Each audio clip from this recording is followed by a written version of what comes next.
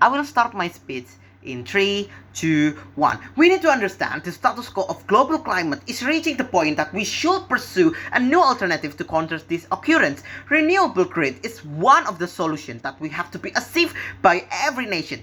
The contradiction lies in the developing country is facing several challenges that are not same like developed country, such as energy poverty, high unstable grids, and economic struggles. Forcing this nation to prematurely transition to renewable energy grid is doing more harm than good. 3 things to clarify with. First, we are talking about utilizing Nano Enhanced Oil Recovery on existing major brownfield reservoirs. Nano-EOR uses advanced nanoparticles to alter fluid properties and extract trapped oil that are in conventional methods miss. It does not mean drilling new one, ecologically pristine fields. It means maximizing the efficiency and output of what we already have. This is way more efficient for developing nations. This situation won't get pressured by developing countries to minimize pollution. Second, we should acknowledge that developing countries are facing several resource issues that are including their economy or their human resource. First, they cannot producing or oil or any material itself. They usually import them. This makes a string of dependency towards developed countries. They cannot produce energy that are more clean or more effective since they lack of a resource than developed country. Our stance is not an absolute denial of green energy, rather than is a pragmatic sequential model. We believe that a developing nation must first achieve a reliable, self-sufficient domestic energy base load to stabilize its economy.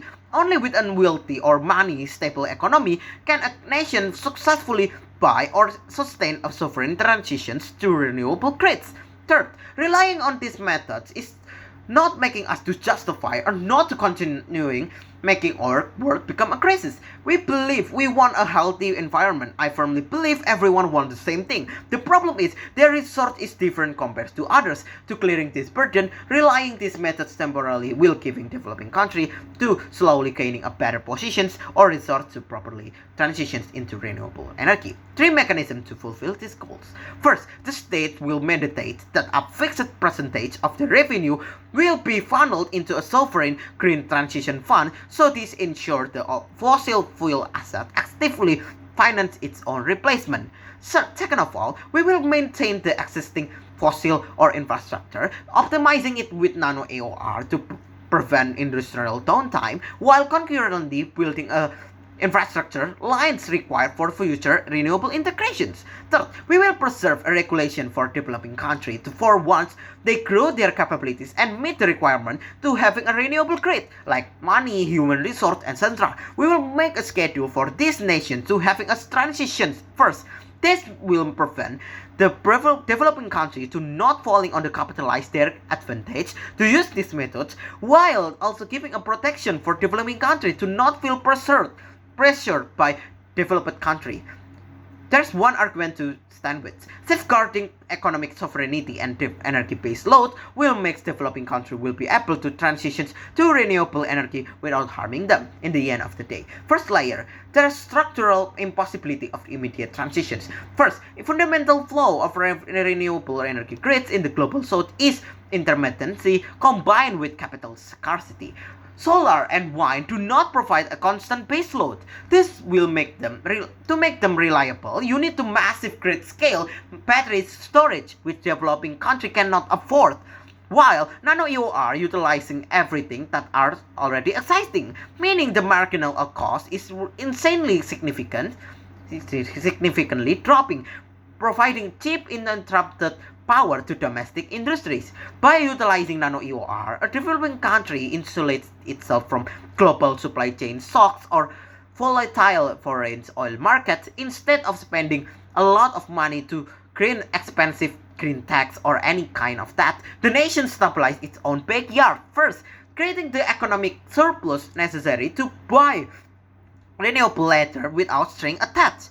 Second, this action will make developing countries to be able independent without developed countries to monopolize or capitalize their capability of making green energy. We should know that the nation that can make a green infrastructure or have a knowledge or have an expert regarding about the green energy is developed country, which makes developed country is way more stronger than developing country. Developed country already have a massive control, I believe on you, towards enforcement. Every nation towards Paris Agreement or any kind of agreement or supplying developing country with money or debt.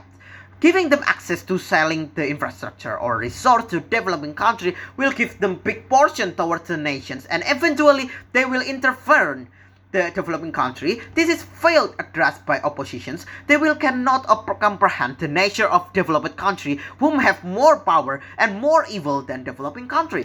Giving this action will make developing country slowly lose nor to broke the string of dependency and making a huge progress while they still under control their nations. This is still beneficial for the developed country, since developing country will be able to purchase a resource from them without they have to violate developing country, and they can still make every nations to transition to green energy. Second layer, even though there is also huge expense to use Nano-EOR and possibility to clogging, it still be manageable rather than you immediately using green energy. Why? First, Nano-EOR is efficient since they use the property that already in there. Developing countries usually don't have access of massive resources. Maximizing what they have is way more beneficial rather than making a new infrastructure. The possibility to clogging is also still manageable and is still low since it have a low possibility whilst they still have another reservoirs.